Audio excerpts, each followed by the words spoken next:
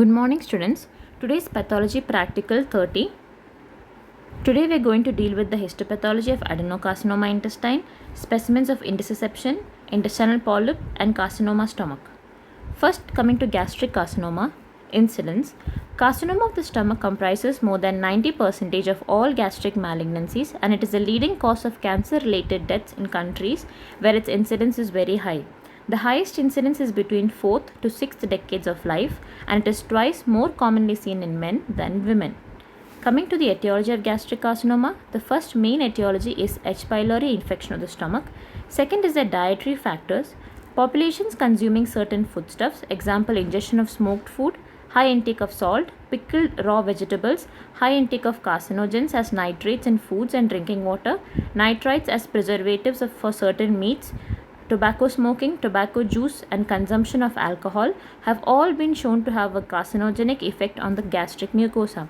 The third etiology is genetic factors, then coming to racial factors, and the fifth main etiology is the pre-malignant changes in the gastric mucosa. There are some conditions of gastric mucosa which have increased risk to develop of gastric cancer. The first one is the hypo or achlorhydria in atrophic gastritis of gastric mucosa with intestinal metaplasia. Second is the adenomatous neoplastic polyps of the stomach. Third is a chronic gastric ulcer that is an association with achlorhydria. Stump carcinoma in patients who have undergone partial gastrectomy. Coming to the clinical features, gastric carcinoma may have diverse presentation. The usual clinical features are persistent abdominal pain, gastric distension, vomiting, weight loss, loss of appetite, anemia, weakness, and malaise. And the main complications of gastric cancer, it is the hemorrhage in the form of hematemesis or melena. Others are obstruction, perforation, and jaundice. Now coming to the specimen 18, this is carcinoma stomach.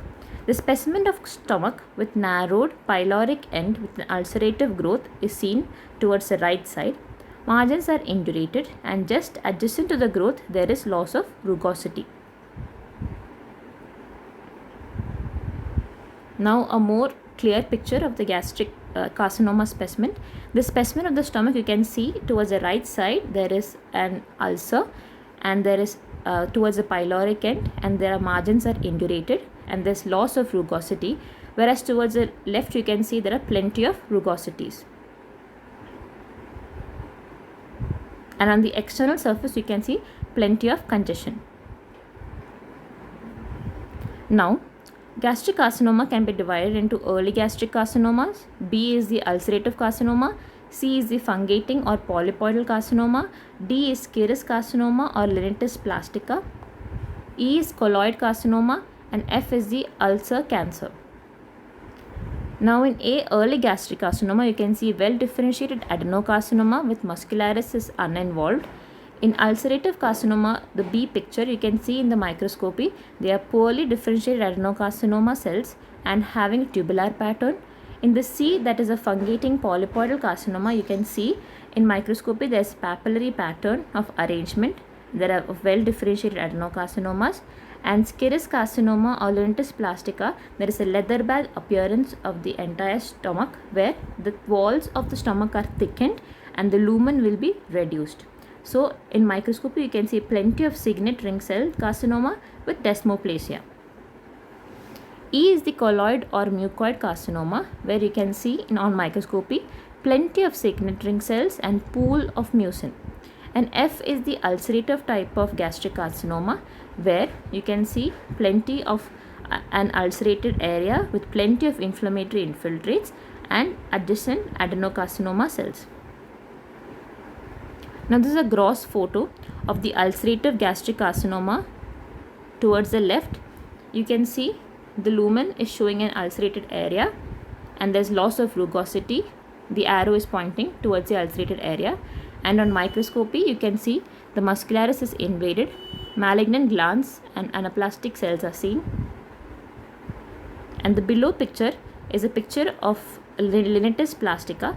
The wall of the stomach in the region of pyloric canal is markedly thickened and fibrotic, while the mucosal folds are lost. And on microscopy you can see the characteristic signet ring tumor cells having abundant mucinous cytoplasm positive for mucicarmin, and the stroma is desmoplastic. Come to the second topic, that is adenocarcinoma intestine. It comprises 98% of all malignant tumors of the large intestine. It is the commonest form of visceral cancer, accounting for deaths. Average age of patient is about 60 years, more common in males than in females in the ratio of 2:1. Etiology: the dietary factors are a low fiber diet, consumption of large amounts of fatty foods. Adenocarcinoma sequence, that is, it is a strong evidence to suggest that colonic adenocarcinoma evolves from pre-existing adenomas.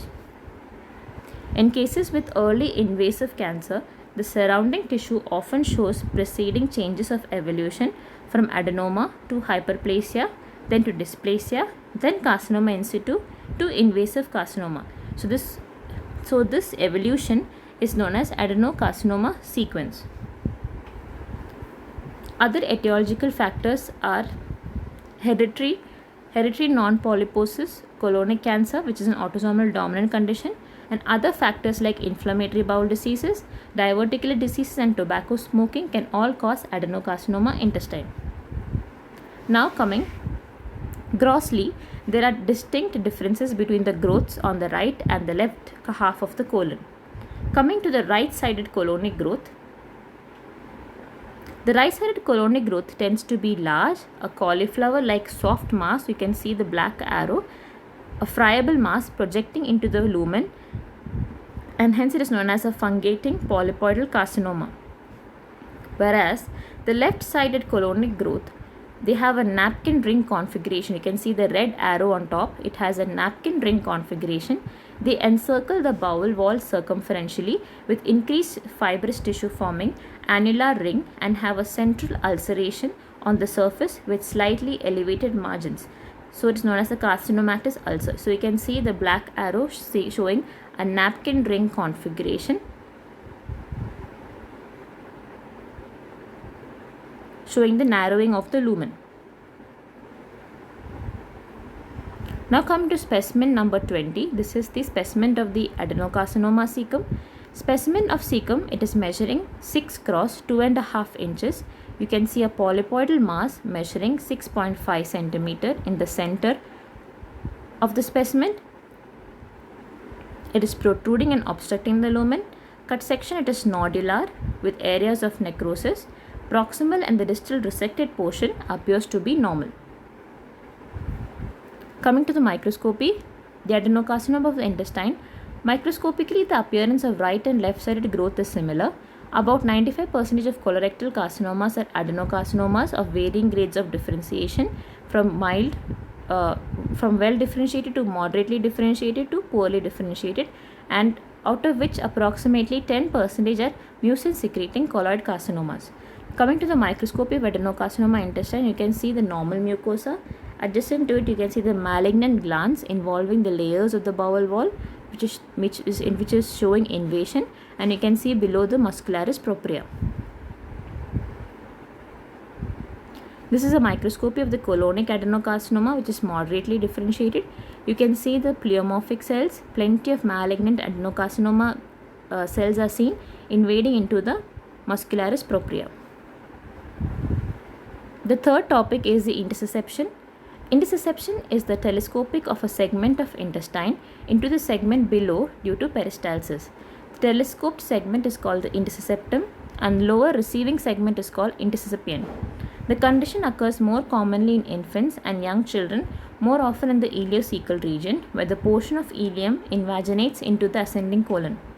The main complications of intussusception are intestinal obstruction, infarction, gangrene, perforation, and peritonitis. Now here this is a diagram showing the ileocecal intussusception. Here you can see the top part is the intussusceptum, and which enters into the intussuscipient, which is the receiving end. And in between the areas there will be lots of congested vessels and edema. And this is a gross photo showing intussusceptum, which is the white arrow, which is seen telescoping into the intussuscipient, which is the black arrow.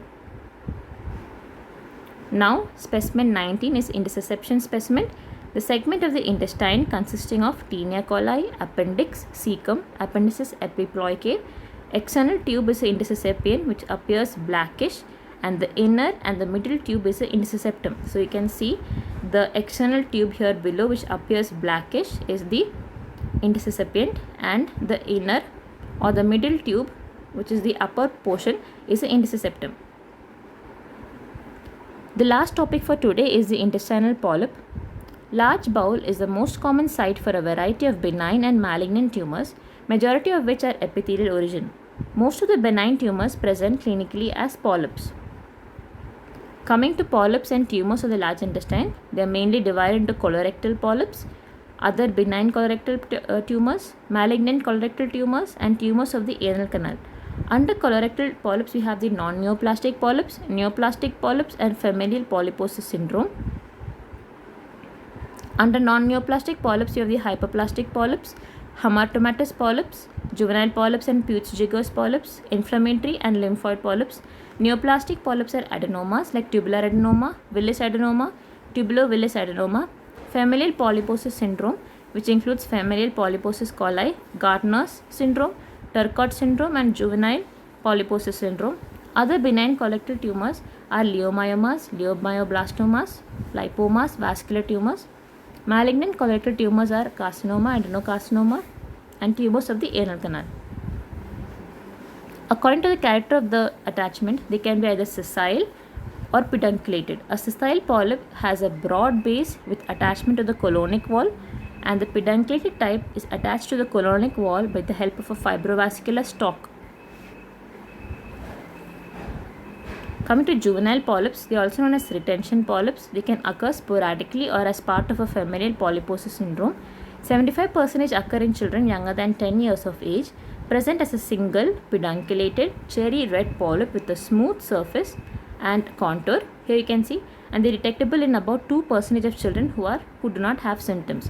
So in this gross photo, you can see a single pedunculated cherry red polyp with a smooth surface and is attached to the intestinal wall with the help of a pedicle or a fibrovascular stalk. On microscopy, you can see plenty of cystically dilated glands which is attached to the mucosal intestinal wall with the help of a fibrovascular stalk. Now, what are the differences between a non-neoplastic polyp and a neoplastic polyp? Non-neoplastic polyps are more common in frequency and neoplastic are less common. They are often sporadic in nature, whereas neoplastic polyps are sporadic as well as multiple. Familial predisposition is not seen in non-neoplastic polyps, whereas familial predisposition is seen in neoplastic polyps.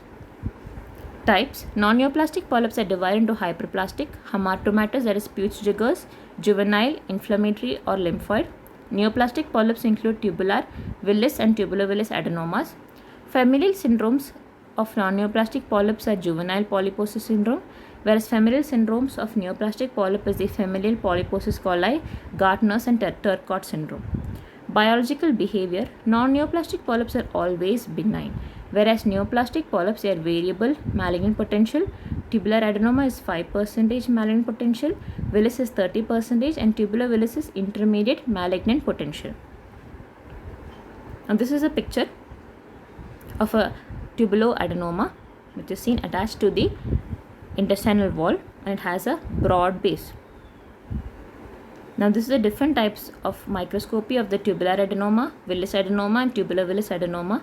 In tubular adenoma, you can see they are having a branched tubular glands and is attached to the normal glands with the help of a pedunculated or a fibrovascular stalk, whereas the Willis adenoma in the center, they are having plenty of finger-like projections like villi, and they are sessile. Whereas the tubulo-Willis adenoma, they are having a mixed pattern of both tubular pattern as well as a vertical villi. Now, what are the clinical complications of polyps? Intestinal obstruction from intussusception. They usually develop in infancy of childhood, more prominent in the small intestine. These can also cause gastrointestinal bleeding. The third most common complication is the cancer in the small intestine or colon can occur. And there is also an increased risk for extraintestinal malignancies, including cancer of the breast, ovary, cervix, fallopian tube, thyroid, lung, gallbladder, bile duct, pancreas, and testicles. Thank you.